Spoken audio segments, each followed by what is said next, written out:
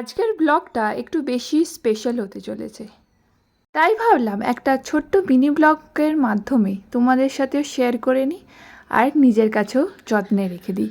So hello everyone, welcome back to my channel, welcome back to a new mini blog.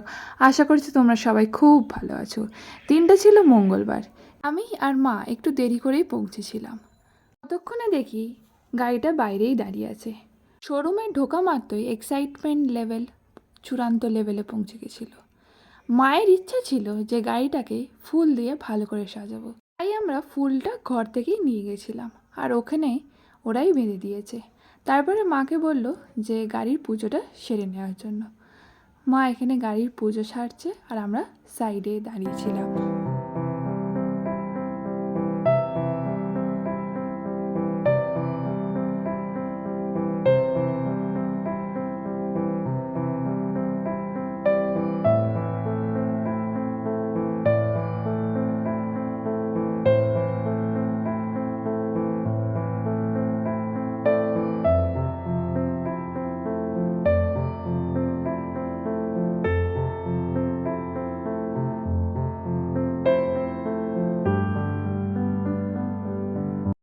গাড়ির পুজো complete, এবার বাড়ি নিয়ে যাওয়ার পালা।